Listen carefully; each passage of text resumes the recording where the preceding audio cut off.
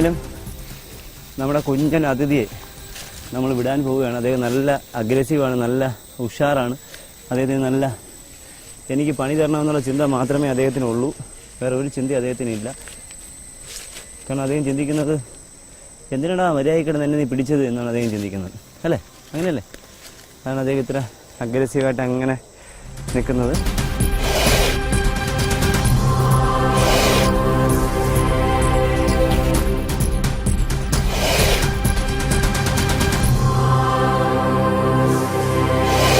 നമുക്ക് കാണാം നമ്മുടെ അദ്ദേഹം നല്ല അഗ്രസീവാണ്. കാരണം അത് കുഞ്ഞു പാമ്പുകൾക്ക്, കുഞ്ഞു രാജവെമ്പുകൾ എപ്പോഴും അഗ്രസീവായിരിക്കും. കാരണം അവർക്ക് എല്ലാത്തിനെയും ഭയമാണ്. മറ്റ് വലിയ രാജവെമ്പലൊക്കെ അത് കാട്ടിൽ ഒരുപാട് ജീവിച്ച് അവിടുത്തെ മൂവ്മെന്റ്സ് എല്ലാം അവർക്കറിയാം. പക്ഷേ ഇവരങ്ങനെയല്ല. ഇവർ എന്തിനെ കണ്ടാലും പെട്ടെന്ന് അറ്റാക്ക് ചെയ്യുക എന്നുള്ള പ്രത്യേകതയാണ് ഇവർക്കുള്ളതാണ്. നമുക്കാണ് ഇതേ എണീറ്റ് ഇങ്ങനെ ഇരിക്കുകയാണ്. കണ്ടു നോക്കിയുള്ളൂ. ഇപ്പോൾ തിരിച്ച് എൻ്റെ അടുത്തേക്ക് വരും. കണ്ടോളൂ, ഇതാണ് അദ്ദേഹത്തിൻ്റെ പ്രത്യേകത. പെട്ടെന്ന് വരിക, കടിക്കുക എന്നുള്ളതാണ് ഇദ്ദേഹത്തിൻ്റെ ലക്ഷ്യം. എന്തായാലും നമുക്ക് നമ്മൾ ആ അതിഥിയെ പിടികൂടിയതാണ്. പക്ഷെ അങ്ങനെ പോയാൽ ശരിയാകത്തില്ല. അപ്പോൾ അതിനെ അങ്ങനെ വിട്ടാൽ ശരിയാകത്തില്ല. നമ്മുടെ പ്രേക്ഷകർ അല്പം കൂടി അദ്ദേഹത്തിനെ ഒന്ന് പരിചയപ്പെടട്ടെ, ഒന്ന് കാണട്ടെ. നോക്കുക,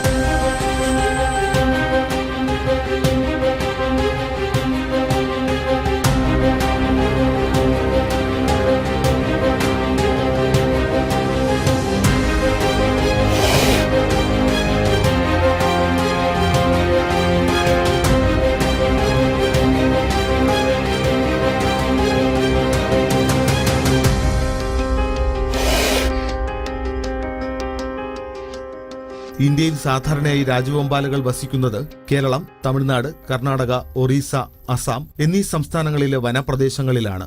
യാതൊരു പ്രകോപനവും കൂടാതെ പെട്ടെന്ന് കോപം കാണിക്കുന്ന സ്വഭാവക്കാരനാണ് ഇവ. ഈർപ്പവും തണുപ്പും ഏറെ ഇഷ്ടപ്പെടുന്ന ഇവ വസിക്കുന്നതിനായി നിത്യഹരിതമായ വനപ്രദേശമാണ് തിരഞ്ഞെടുക്കുന്നത്.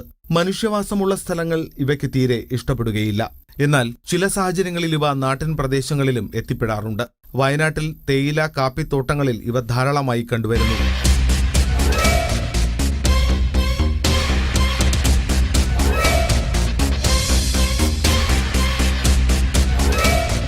ഇവയുടെ സഞ്ചാരം മിക്കപ്പോഴും പകൽ സമയത്താണ്. തന്റെ വെനം കൊണ്ട് കുത്തിവെച്ച് കൊന്നതിന് ശേഷം മാത്രമേ ഇവ ഇരയെ ഭക്ഷിക്കാറുള്ളൂ. മറ്റു പാമ്പുകളിൽ നിന്ന് വ്യത്യസ്തമായാണ് ഇവയുടെ കൂട് നിർമ്മാണം. സാധാരണ പാമ്പുകൾ ഒഴിഞ്ഞ മാളങ്ങളാണ് തെരഞ്ഞെടുക്കുന്നത്. എന്നാൽ ഇവ കരിയില, ഇലകൾ, ചുള്ളിക്കമ്പുകൾ എന്നിവ കൊണ്ട് സ്വന്തമായി കൂട് നിർമ്മിച്ച് അതിലാണ് മുട്ടയിടുന്നതും വിരിയിക്കുന്നതും. സാധാരണ ഇവയുടെ കൂടിന് ഒരടിയോളം ഉയരവും ഉണ്ടാകും. ഫെബ്രുവരി, മാർച്ച് മാസങ്ങളിലാണ് ഇണചേരൽ. ഒരു ആഴ്ചക്കാലയളവിൽ 50ഓളം മുട്ടകൾ ഇടാറുണ്ട്. ഏകദേശം 45 മുതൽ 60 ദിവസം വരെയുള്ള കാത്തിരിപ്പിന് ശേഷമാണ് മുട്ട വിരിഞ്ഞ്